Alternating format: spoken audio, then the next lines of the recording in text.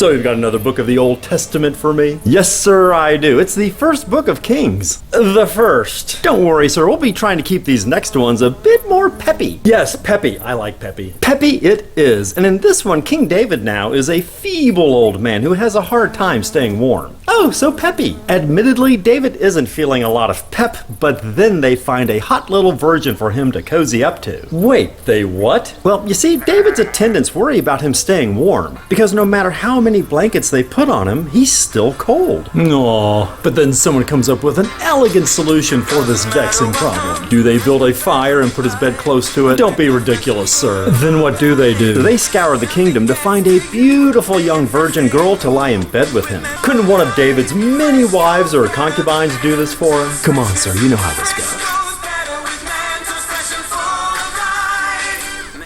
The fresh maker.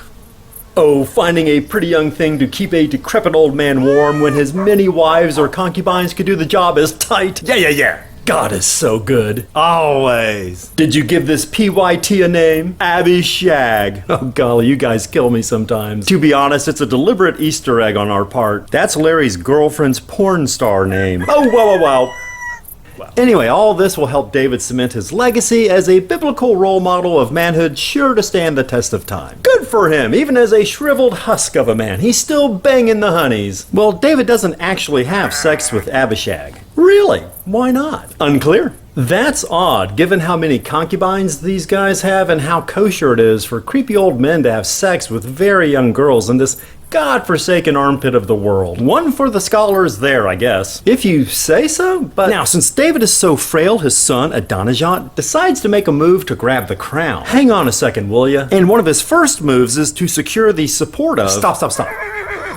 Before we move on... Oh, God. Just exactly how does this thing with Abishag work? She keeps David warm. That's really all there is to. I mean, does she lie down on top of him? Look, it really doesn't matter, because he probably doesn't have the upper body strength to get on top of her. And here we go. Now that I think about it, girl on top probably isn't kosher in our patriarchal society.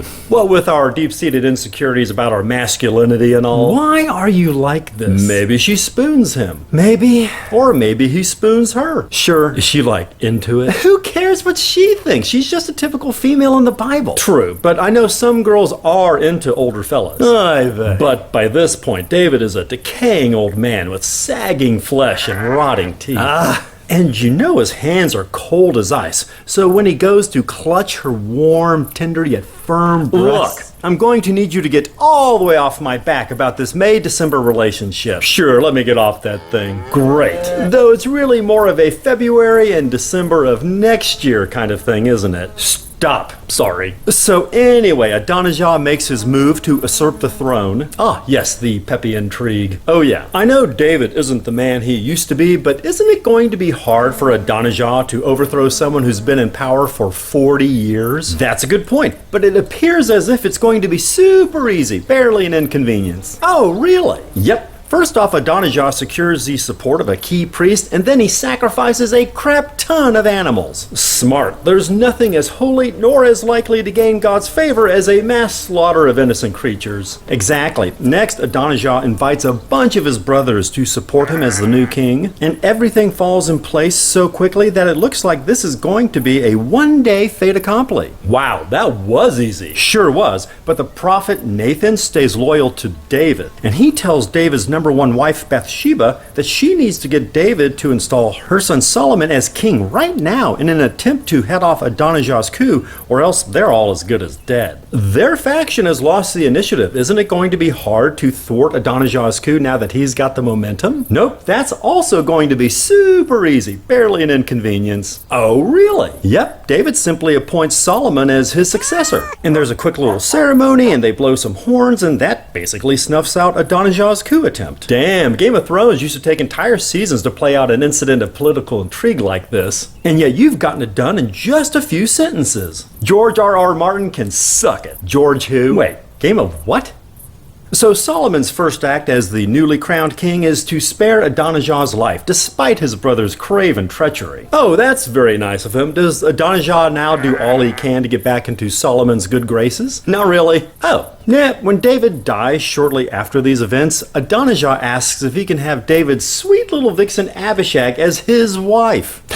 What? I know. That was his father's piece of tale. Remember, they supposedly never had sex. All the same, yuck.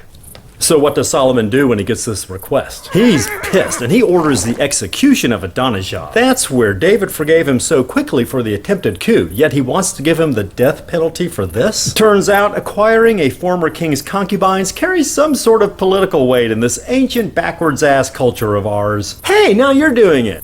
So by attempting to add Abishag to his harem, Adonijah is apparently setting the stage for a second attempt on the throne. Then Adonijah must know this request will instantly arouse suspicion from Solomon. Yes, I agree. Adonijah is a member of the royal court and must know that will happen. So why would he basically sign his own death warrant by making this insane request? Oh, that is completely unaddressed. Huh. So Adonijah is summarily executed, and Solomon also orders the murders of a few other guys who caused his father trouble back in the day, thus further strengthening his grip on the throne. Is God okay with all these extrajudicial executions? I guess so. He never utters a peep during any of this. Well, great. So that's it for today. What do you think? I think you've really buffed up David's and Solomon's reputations here. Thank you, sir. We've been working hard. It shows. Thank you. We've got even more embellishments in store for Solomon. Oh, great. What's going to set him apart? A gift from God of divine wisdom. Interesting. Having a genuinely wise man lead them is going to be quite the change of pace for God's chosen nincompoops. Oh, absolutely. It's going to be so nice to see Solomon avoid all the usual pitfalls that have bedeviled his predecessors. Yeah, I mean, just think of all the times those chuckleheads pissed off Yahweh by following the wrong gods. Can you believe it? The most basic, most obvious way to bring the hammer down on your head, and they did it over and over again. And all it took to avoid all that was a massive dose of divine wisdom. Why didn't I think of that? Maybe we shouldn't get too far ahead of ourselves. What are you talking about?